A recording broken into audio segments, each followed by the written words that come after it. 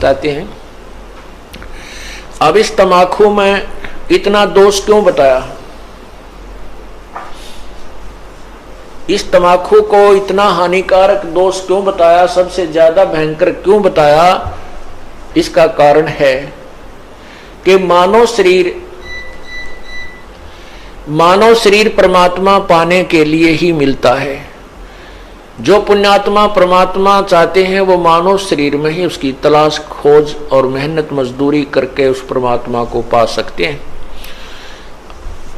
अन्य इसमें अगर हम भक्ति नहीं करते हैं, परमात्मा नहीं पाते हैं, तो पशु पक्षियों जैसा जीवन ही जीकर हम चले जाते हैं।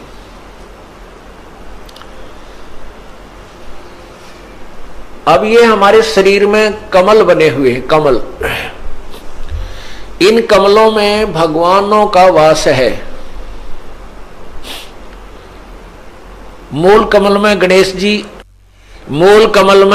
जी और स्वाद कमल में सावित्री ब्रह्मा जी, नाभि कमल में विष्णु और लक्ष्मी जी, हृदय कमल में शिव और पार्वती जी, और कंठ कमल में शेरा वाली दुर्गा जी। तो ऐसे जब हम ये तमाकू पीते हैं या सूंघते हैं, सूंघना भी पाप है, तो उसकी वासना हमारे शरीर में बने हुए कमलों में जाती है और वहां विराजमान भगवानों को परेशान करती है, उनको दुख पहुंचाती है, वो बहुत दुखी होते हैं। अब जैसे रिश्तेदार आ जावे और उसको कमरे में बैठा के अच्छी रोटी खाना खुना खिला के और उससे मैं एक छोटे से कमरे में ही और धुआं कर दे, तो वो क्या कहेगा कि अच्छे नाला कहाँ फंसा है, मैं मर गया धुएं में, तो वो नाराज होकर चला जाएगा, बात बिगड़ेगी। और दूसरा ये है कि जैसे हम तम्बाकू का प्रयोग करते हैं, धुआं बाहर छोड़ते हैं, आप देखिएगा हुक्का पीने वाले के हाथ पर भी निशान पड़ जाता है, और हुक्के की जो वो पाइप होती है उसको भी दूसरे तीसरे दिन साफ करते थे हमारे, देखे हमने बुजुर्ग, तो उसमें इसी मोटी मोटी पापड़ी सी उतरती थी, इतना मैल जम जाता था, उसमें गज लगा लगा कर उसको साफ करते थे, धोते थे। इसी प्रकार हमारे शरीर में ये इला, ये पिंगला, अब ये इला बाया जो अंग बाया नाक है इसको इला कहते हैं और दाया को पिंगला कहते हैं। ये इला और पिंगला इन नाकों से संबंधित आगे जाके दो नाड़ियां हैं और इन दोनों के बीच में तीसरी सुषुम्ना नाड़ी है और उस सुषुम्ना को खोल करके ये प्राणी अंदर चलता है, फिर कमलों से होता हुआ फिर त्रिकुटी पर पहुंचता है। और तमाकू सबसे पहला काम क्या बिगाड़ता है कि उस सुषुम्ना के जरा से सुराख को और बंद कर देता है, उसको जाम कर देता है, इस मनुष्य जीवन को बर्बाद कर देता है। जब ये मनुष्य जीवन के इस अनमोल शरीर को कंडम कर देता है, उस सुराख को ही बंद कर देता है जिससे परमात्मा मिलना है, इसलिए तम्बाकू सबसे भयंकर और पापदायक है। अब पुण्यात्माओं, तम्बाकू पीने वाले घबराओ नहीं, कहीं ये सोचे हमारा तो बंद हो लिया, हम क्या करेंगे, नहीं।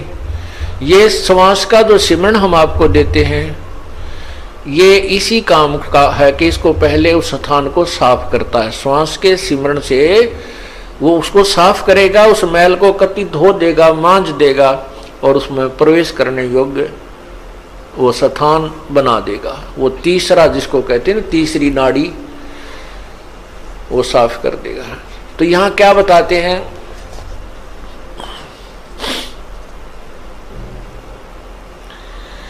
तलक सा तमाकू सिला घोट पीस, दई नाक नासा कमल में कसीस, करी चूर चकना धरा नाम नाश, धरा नाक नास, 70 घलाई गति, 70 सलाई गति काट मास। व्यस्त के दरीबे में जो दीनी दुलद, अगर मूल मौला जहां बसत है प्रसिद्ध।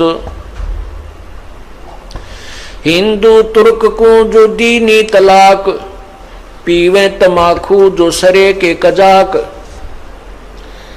जो तमाकू पान करते हैं, हुक्का पीते हैं या सिगरेट बीड़ी पीते हैं, वो कहते हैं परमात्मा के दोषी हैं, कजाक हैं।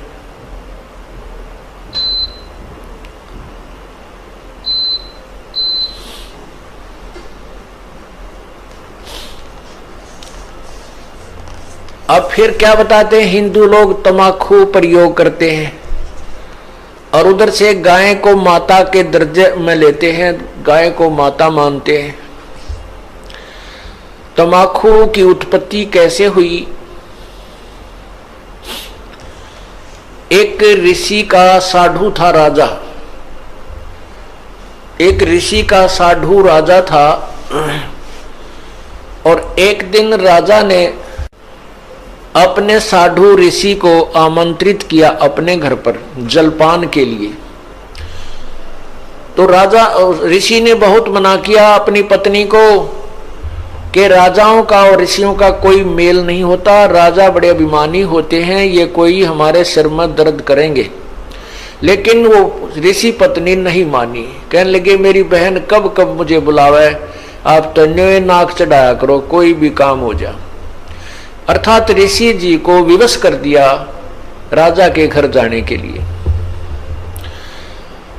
अब राजा के घर गए तो राजा ने अपनी जो महिमा बना दिखाने के लिए और ऋषि पत्नी को प्रभावित करने के लिए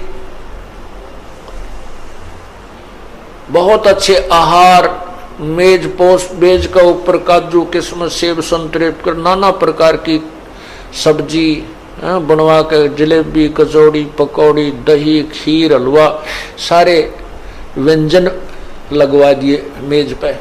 अब आहार किया ऋषि जी ने भी, ऋषि पत्नी ने भी, सब ने मिलकर आहार किया। अब चलते समय ऋषि जी ने कहना पड़ा जी आप भी हमारे यहाँ आइएगा, एक औपचारिकता होती है। तो राजा ने कहा अवश्य आएंगे, कभी समय मिला तो अवश्य आएंगे।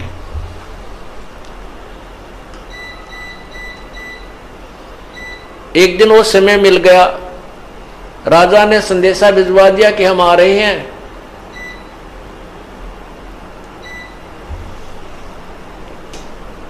अब ऋषि पत्नी चिंतित हुई कि वो तो सचमुच आ रहे हैं और साथ में ये संदेशा भेज दिया कि मेरे साथ हजारों की संख्या में अंग रक्षक होंगे, मेरे सैनिक होंगे।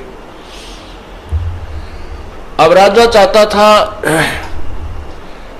कि ऋषि को नीचा दिखाना, ये एक बूंदी बीमारी है साधु, ये दिखाना चाहता था कि मैंने ऐसे ऐसे आहार कराए हैं और ये ऋषि जी कुछ नहीं करा पाएगा, इसकी मिट्टी पलीत होगी। और परमात्मा कहते हैं कबीरा सब जग निर्धना, धनवंता ना कोई, धनवंता सो जानियो जप राम नाम धन होए। अब ऋषि जी के पास अपने तप की कमाई थी, अपनी साधना भजन की कमाई थी। ऋषि जी ने स्वर्ग से कामधेनु गाय वो उधारी ले ली कुछ समय के लिए और उसको अलग से एक टेंट में रखा हुआ था। उधर से राजा अपने हजारों सैनिकों को साथ लेकर पहुंच गया और ऋषि से कहा कि भोजन की तैयारी करवाओ। ऋषि जी ने कहा जी भोजन तैयार है, आप खाना खाइए। अब वहां लगी लाइन और साथ की साथ थाली आ रही है, सबको परोसी जा रही है। ऋषि जी ने अपने एक सेवक को उस गाय वाले टेंट के सामने बैठा दिया, वो उठा उठा कर थाली बाहर रखता रहा।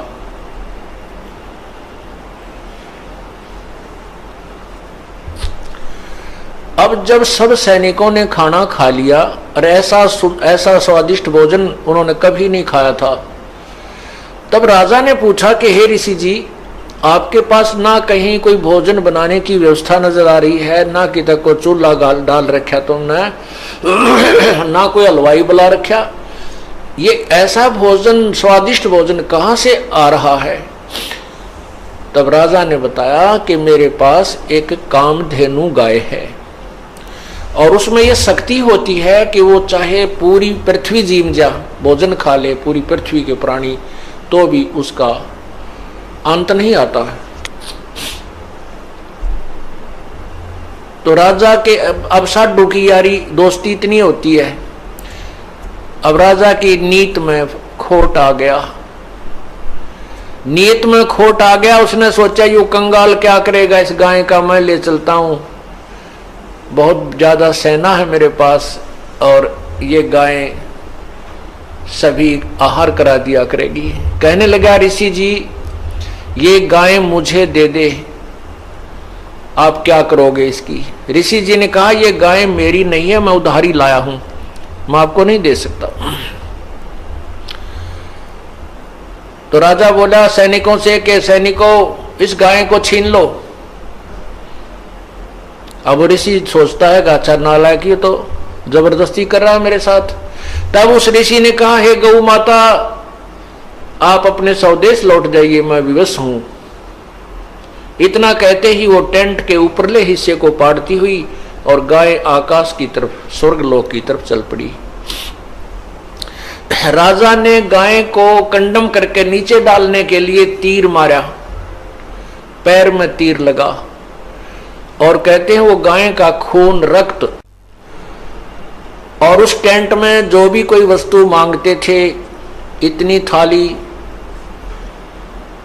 हलवे की, इतनी थाली खीर की, इतनी थाली दाल की, इतनी सब्जी की, तोरी की सब्जी, घिया की सब्जी, सब प्रकार की, काजू, किस्म, सेब, संतरे, दही, बड़े, यानी जो भी वहां उस आवश्यकता थी उस भंडारे में सभी उपलब्ध उस कामधेनु ने करवा दी।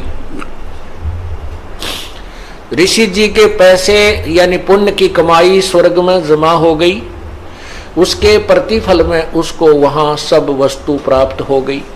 जमीन पर गिरा और गाय चली गई, तो जहां जहां वो खून गाय का गिरा वहीं पर कहते हैं तम्बाकू की उत्पत्ति हुई।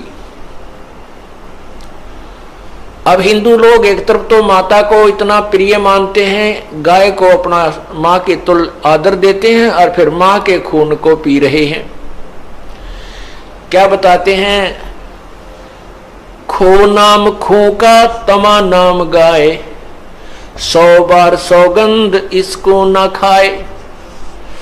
तमा नाम खू का, खू नाम खून का और तमा नाम गाय, सौगंध 100 बार इसको ना खाए। तम्बाकू, खून, खू का अर्थ खून, खून, तमाखू, खून, और तमा फारसी का शब्द है, तमा माने गाय होती है। तमाखू यानी गाय का खून, खू नाम खू का तमा नाम गाय, सौगंध 100 बार इसको ना खाए ना पीवे। कहते हैं आप एक तरफ तो गाय को इतना प्रिय मानते हो, आदरणीय मानते हो, और फिर गाय के खून से उत्पन्न इस तम्बाकू को पीते हो। जितने भी महापुरुष हुए उन्होंने सब विकारों को छुड़वाया है। अब सिख समाज में तम्बाकू कोई प्रयोग नहीं करता, अभी तक भी उन्होंने इस मर्यादा का पालन किया है। लेकिन और सारी बुराई शुरू कर दी, मांस खावा, दारू पीने लग गए। देखो बुराई तो सारी त्यागे पार पड़ेंगी। ऐसे ही मुसलमान धर्म के अंदर शराब नहीं छूते अभी भी, और बाकी मांस खावा, रोका पीवे। हिंदू समाज में बीड़ी, शराब, तम्बाकू और मांस कभी प्रयोग नहीं करते थे। अब हिंदू समाज में कोई मर्यादाएं नहीं रही, सारे काम बिगड़ गए। तो पुण्यात्माओं, ये नए सिरे से समाज सेट किया जाएगा, और इसी तरह ये समाज सुधार और आत्म कल्याण प्रारंभ होता है। उन महापुरुषों ने भी कठिन प्रयत्न किए थे, परिश्रम किया था समाज को बुराई से दूर करने के लिए। आज भी वही चल रहा है और बहुत निर्मल समाज बन रहा है। छोटे छोटे बच्चे भी ये पूछते हैं, एक बार मेरा हाथ लग गया, मेरे पापा की गोद में बंडल था, महाराज जी मेरा नाम तो नहीं टूट गया। रो रहा था वो बच्चा। मैं कहा बेटा ऐसे नहीं टूटता, वो तो वैसे लग गया हाथ, गंद का समझ लो, भाई गोबर में हाथ लग जा धो ले अपने ने। हाँ उसको उठा के देना, ला के देना, पीने उक्का भरना, उसमें नाम टूट जाएगा, वो खंड हो जाएगा। तो पुण्यात्माओं जो छोटी सी उम्र में इन बच्चों को ऐसा भाव बन गया कि ये इतनी बुराई है कि इसको हाथ लागने से भी हमारा धार्मिक कर्म बिगड़ जाएगा, तो आने वाली इनकी संतान तो कति देवता पैदा होंगी। ये समाज भी सुधर रहा है और जीव कल्याण का मार्ग भी प्रशस्त हो रहा है।